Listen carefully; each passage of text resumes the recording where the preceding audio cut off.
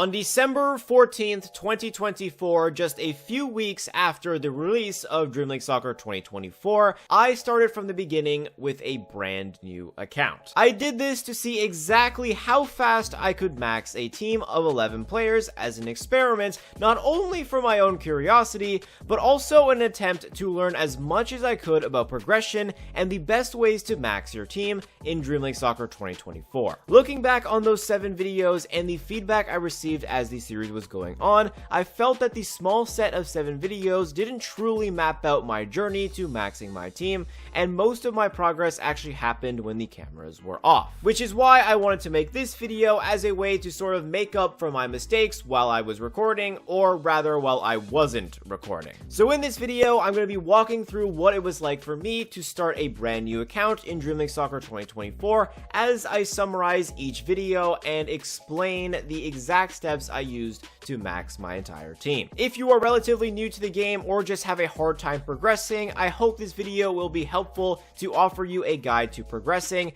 and if you already have a max team, you can still stick around if you're interested in looking at the behind the scenes of the Road to Glory series as I break down each episode. So without further ado, let's get started. Episode 1 consists of my first week playing the game and establishing what my routine was going to be for the next 150 odd days. I made sure to unlock every single game mode on the first day of playing so that I could complete my daily challenges and start the scenario cycle as soon as possible. Doing this as soon as possible was super important because those two things are where you're going to get the most consistent and relatively easy rewards every single day. Now for this series, I did consider setting an alarm to open the game every 8 hours so I could play 3 scenarios every single day, but I decided against it because it drove me insane. So I actually ended up only playing 2 scenarios each day for this series. I know, the commitment level is just insane. After doing the math, this did result in a loss of at least 11,250 coins in potential winnings, which seems like a lot, but it is something I was willing to sacrifice for my own sanity, okay? And speaking of sanity, where I got most of my rewards for this entire series were events, and boy, are they a pain. I'm honestly surprised that I actually got through 2 endurance events with my team of common players in this video. Not sure if I could ever do that ever again. From my experience, events can be very annoying, as not only are they long, but they're also online, so they're also hard to win. But the rewards that they give in the events are just so essential to your progression that you have to play them every single time, even if you don't want to. Now, one piece of advice I can give about events is that if you are struggling to win at the beginning, since your team isn't very good, buying a rare attacker with the coins that they give you at the start is not a bad idea. Even if it seems like a waste to buy a rare player since they have the worst release value and you're obviously going to be releasing them eventually, the event rewards they can help you win are just going to make them worth it. Especially since if you actually play your scenarios and do your challenges every day, coins aren't that hard to come by. Like, I'm pretty sure I won more coins from the event than I spent on Gavi when I bought him, so if you need the help, I would take it. So to summarize my first week and this first episode, do your daily and weekly challenges, don't skip them, obviously, get up to where you can earn 11 gems per day, start the scenario cycle as early as you can, and try to win at least 2 every day, if not 3 if you're really up for it. Then play the events whenever they come out and do your best to win. I found that spreading out the games over the lifespan of the event does make them less annoying, but only slightly. And finally, complete the free side of the season pass, which should come naturally if you are doing everything I said earlier, as long as you remember to play on the last day, because they only give you a 12-hour window to get that last tier and get the rare agent. I did end up missing that reward quite a bit near the end, but at the beginning, a rare player is very, very useful, so don't miss it, don't forget it, and yes. Moving on to episode 2, which is where progression surprisingly picks up pretty fast. It also starts out on day 10, which means that it only took me 1 episode before I started skipping days.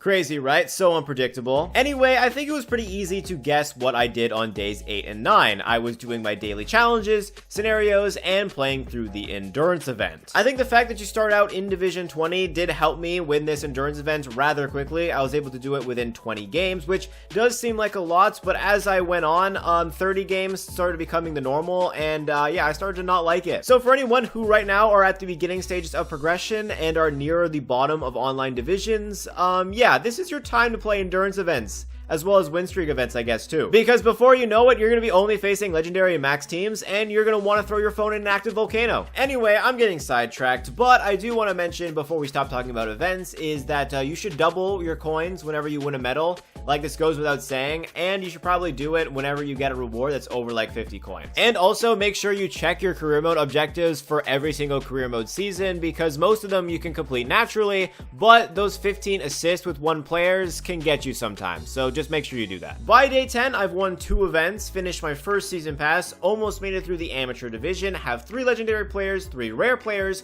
all with 10,000 coins in the bank. I accomplished all of this by completing my daily challenges, weekly challenges, and scenarios naturally, but most of all this came from winning the events, obviously. Now, one thing I decided not to do on this Road to Glory series was the Dream League live challenges. I figured I was already playing enough games for the other challenges and as well as for events, so I just didn't want to do them. And yeah, I wasn't trying to play the game all day, okay? I then upgraded my stadium so I could be promoted to the next career mode division. Even if I didn't necessarily care about beating career mode for the Road to Glory series itself, I felt like I wouldn't be doing Dream League Soccer justice by staying in the amateur division. At this point, I had a pretty solid routine going, completing 2 scenarios and the daily challenges every single day, playing the events when they were out, and completing weekly challenges on the days I didn't play events. The strategy was perfect and simple as long as the challenges weren't too hard and the events weren't too annoying, which, I mean, I wouldn't say was always the case, but I would say for the majority. I was also starting to get legendary players very quickly with this method, and I was feeling good about it. They even started showing up in the transfer market when I only had a 69 rated team, and I could even afford them since I had so many rewards from those events and scenarios. I was truly blessed. And then by day 19, at the end of the video, I had this team, all from events, challenges, scenarios, and the free side of the season pass. Not too shabby, huh?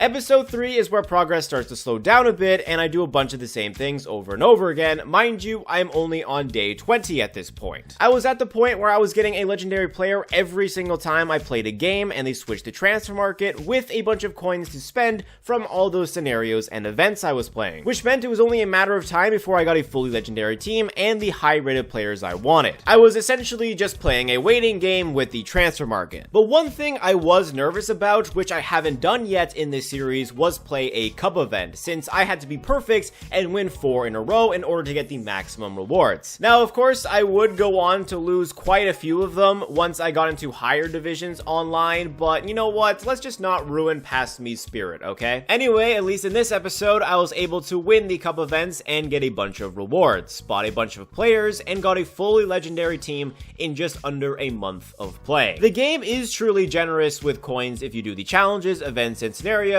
because that was literally the main reasons why I was able to buy all those players in such a short amount of time. I mean, I was even able to upgrade my stadium again and still afford all those players. So my only real advice to getting more coins to buy more players is just make sure you do your scenarios, win events, and endurance events. You can't lose, so there's no excuse there. And then also double your event medal rewards for 100 coins every single time. But by the end of the episode, now that it is day 27, I had played every single type of event, and I am just doing the same things over and over again to get the same rewards. I'm hoping you're starting to see where things are getting repetitive and boring, so I had to continually find more interesting things to do in each episode instead of just upgrading your team.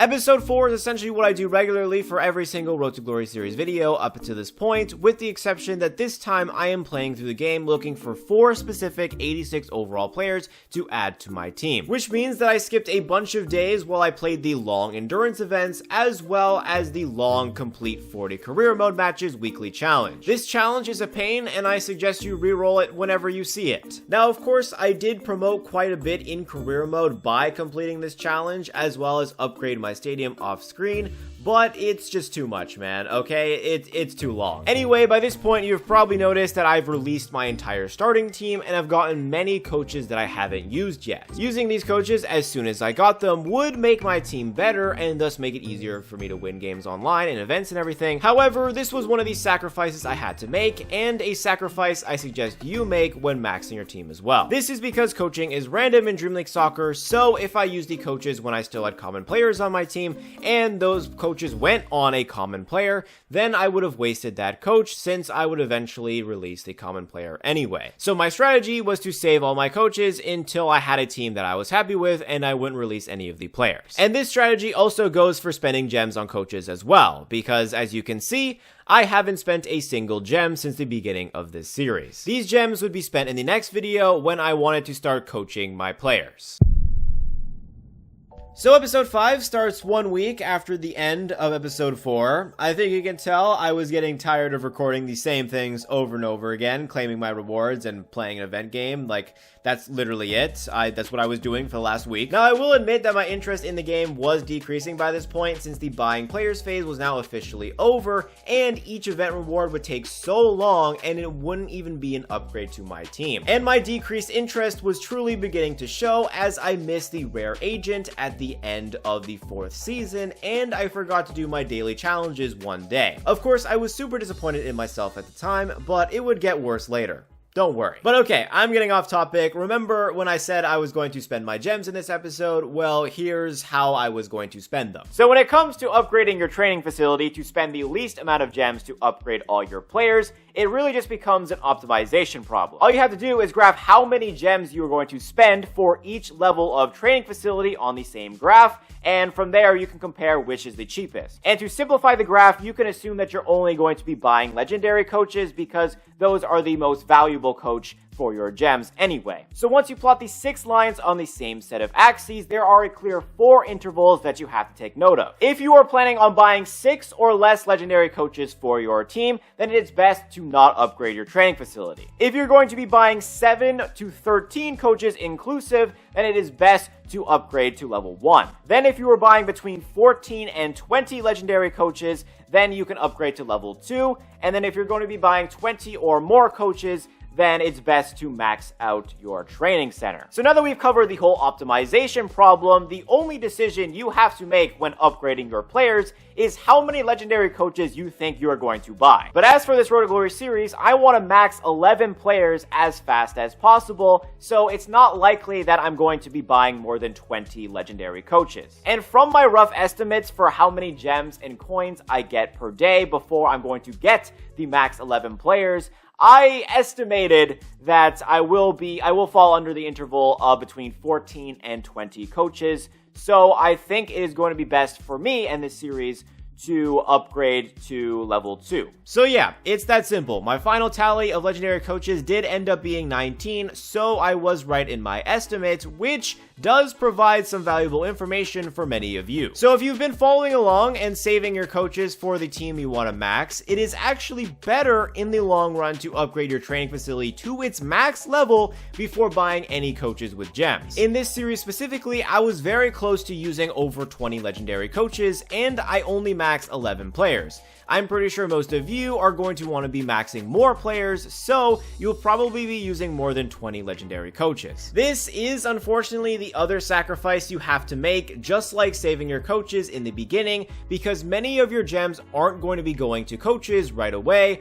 They're going to be going to upgrading your training facility if you do this. However, the discounted coaching from the max training facility will save you so many gems in the long run, and you just have to trust your Dream League soccer skills to win events without your upgraded players. Now that I finally could use up all my gems and coaches, on top of doing my scenarios, my daily and weekly challenges, as well as events, I would now be spending each 202 gems I get on a legendary coach, and all my coins on either 80 overall defenders or common players that cost less than 192 coins to use as coaches. These two types of players give you the most rating upgrades for the least amount of coins, so those were the players I was buying. I also began converting my legendary agents that I got from events into coaches as well, since I had my team already. As for goalkeeping coaches, I'm pretty sure whenever I saw a common goalkeeper that was less than 60 overall, I just bought them and released them right away for a common coach for like 100 coins. But for 65 days of playing through this game and just doing my normal routine of daily challenges and everything, I had made it to Division 4 online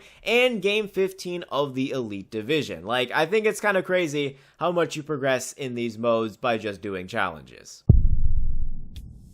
Episode 6 takes place over an entire month simply because coaching your players takes quite a long time. I will admit there were definitely times where I felt like quitting because the progress just wasn't enough for me. I honestly think that once I played 31 games to win an endurance event, I just gave up on them altogether simply because they just weren't worth my time. But anyway, at the beginning of episode 6, I attempt to win 175 gems, which I did feel was actually worth it since that's almost an entire legendary coach. The rationale was that maybe I would feel like the game was more fun if I was striving for more rewards.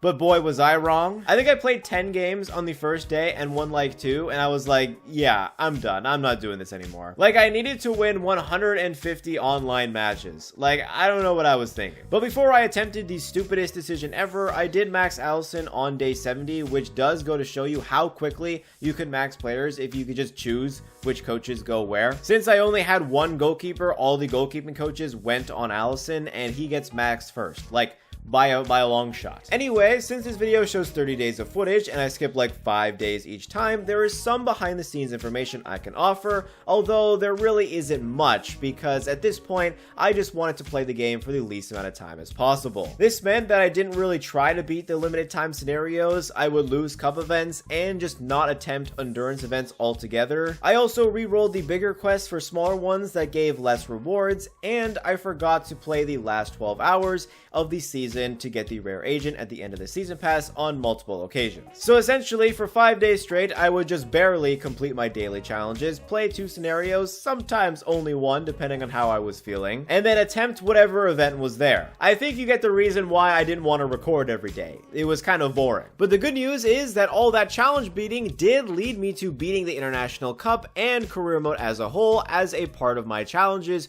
which was pretty cool. Anyway, let's prevent football from coming home one more time in this one. I'm sorry, England fans. Also, I would like to note that once you do get to Legendary Division, in each home game, you get over 100 coins in rewards per game, and an extra 100 coins from the bonus ad, which did help speed up the coaching process. Doubling all those rewards as well as buying those 80 overall defenders and common players that are under 192 coins were all things I did off camera and all the things that you should do as well when you're trying to upgrade your team. But maybe the most craziest thing in this episode was that I did this whole routine for 30 days and used up every single coach I saved up, and I didn't even max a player by day 100. Absolutely brutal.